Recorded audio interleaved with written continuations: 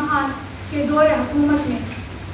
حکومت کی سطح پر تحریک طالبان پاکستان TTP سے صلح کے لیے مذاکرات شروع ہوئے تھے۔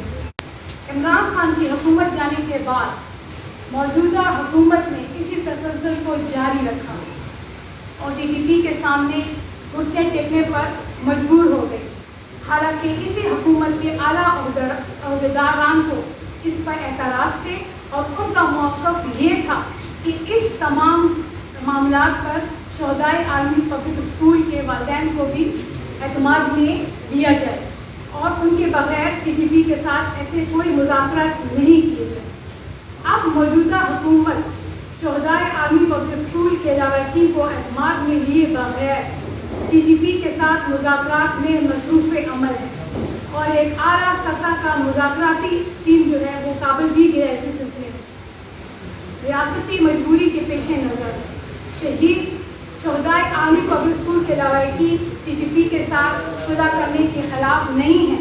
لیکن کم از کم شہدائے APS کے لواحقین کو اعتماد میں لینا بہت زیادہ ضروری ہے تاکہ ہمیں پتہ چلے کہ وہ کن شرائط پر ان TTP کے ساتھ مذاکرات کر رہے ہیں اور ان کی کیا شرائط ہے، اور تاکہ وہ دوبارہ TTP کے لوگ جو ہیں اپنی ایسی کارروائیاں نہ کریں جو انہوں نے پہلی تاریخ گواہ ہے، ان کے وہ تمام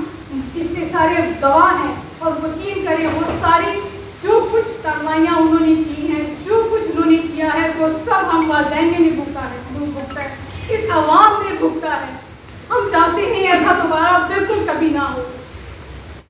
دہشت گردی کی اس جنگ میں تقریباً دوسری جنگ عظیم کے برابر پاکستان شہریوں خصوصاً خیبر پختونخوا کے عوام کی شہادتیں ہوئی ہیں۔ ہم اس سے انکار نہیں کرتے کہ اس میں ہمارے فوجی بھائی بھی شہید ہوئے ہیں جو بارڈر پہ اس ملک کی حفاظت کرتے ہوئے شہید ہوئے۔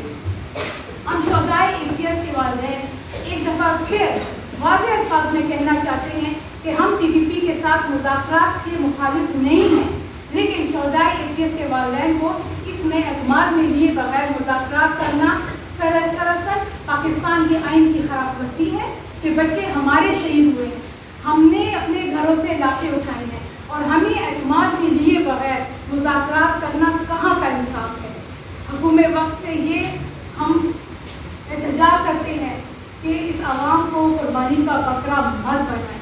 اس لیے کہ آپ کی بنائی ہوئی کمروں میں بند پالیسی جو ہے وہ ہم عوام کو کرتے ہیں، ہمیں نشانہ بنایا جاتا ہے، ہم سے لاشیں اٹھوائی جاتی ہیں، ہم جنازے اٹھاتے ہیں،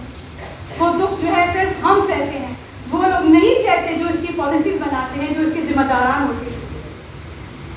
ہم شہدائے APS کے والدین ایک دفعہ پھر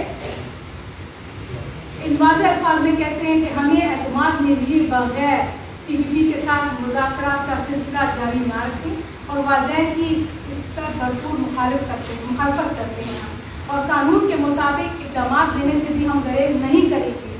بلکہ شہدائے APS کے والدین نے تو 28 جون 2022 کو اس سلسلے میں پشاور ہائی کورٹ میں ایک ریٹ پیٹیشن بھی جمع کیا ہے